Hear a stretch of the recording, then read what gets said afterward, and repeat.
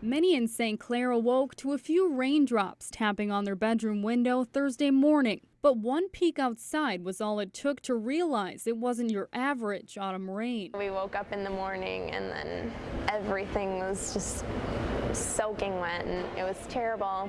And then we get the call that school was canceled. But that didn't mean it was time to kick back and relax. I went and looked to find help, just to go help sandbag with all the problems that were happening. So to help sandbag the school, streets, houses.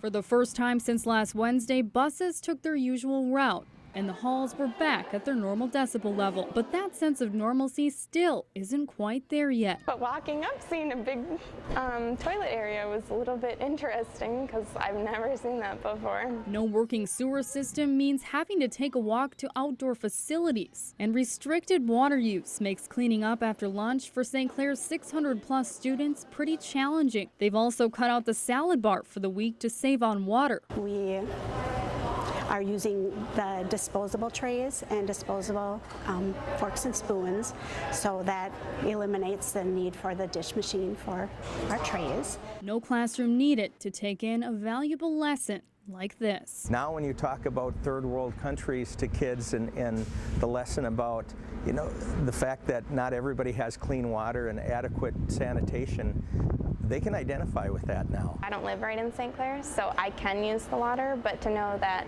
other people are not able to, you realize how fortunate you really are. In St. Clair, Kelsey Barchenger, KEYC News 12.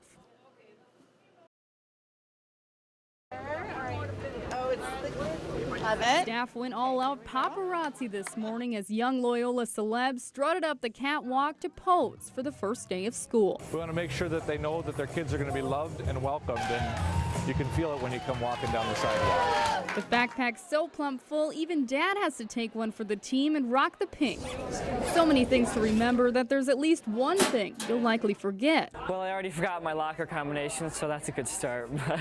I have all my notebooks, that's a good thing. But it's understandable if young minds are still stuck on summer. We decided to start 1 week after fall sports started. We also feel students are ready to come back to school right now. Kicking it into gear before most to celebrate some big changes happening at Loyola. We brought in air conditioning to this building.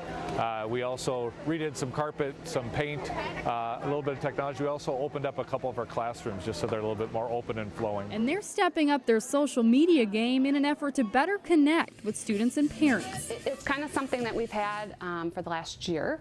Hashtag Loyola Proud, and we've been using it on Twitter and Facebook and just trying to get all those people knowing all about it. Enrollment is down about 40 students since last year, but enthusiasm is still higher than ever. Smaller can be good because then the teachers always know your name and they can help you with anything. I don't have students sitting in a class, or even my own kids sitting in a class of 30 students, so it's great to have the small class sizes. Almost like a family, reunited once again to grow together and learn together. In Mankato, Kelsey Barchenger, KEYC News 12.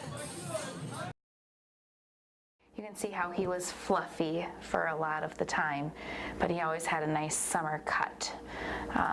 And he really just was a lounger, a little lover. The Larson family had no idea they'd be spending the beginning of summer grieving over their beloved family dog. Just run and jump and play and swim in his own swimming pool. It was May 29th. The Larsons were spending the afternoon relaxing on Hall Lake in Fairmont with cousins, grandparents, and the family dogs. But it only took seconds to turn tragic. We all kind of screamed like, "Oh, Rocky," and then it was thump. They were only going 5 miles per hour. But when Rocky jumped from the front of the boat, he still had no time to swim from the propeller. There were some fishermen about 15 feet away from us, and they thought it was one of our kids because they saw all of us with the kids on the boat.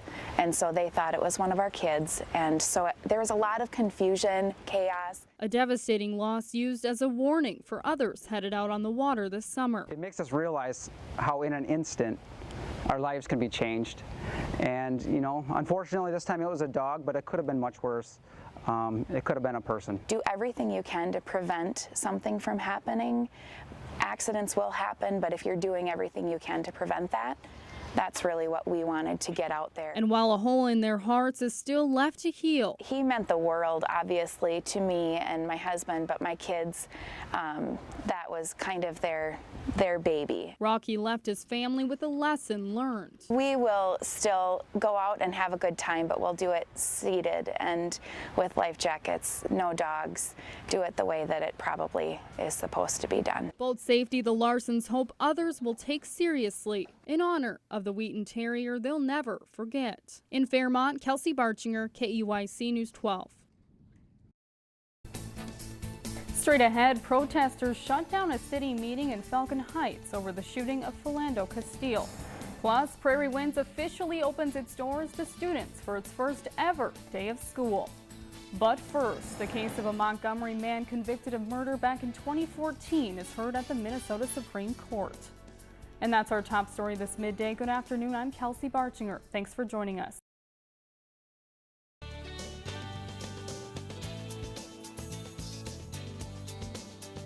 Three years ago, District 77 schools started a bike and walk to school program. In tonight's Thrive segment, KEYC News 12's Lisa County shows us it's a way to instill healthy habits at a young age. All 10 schools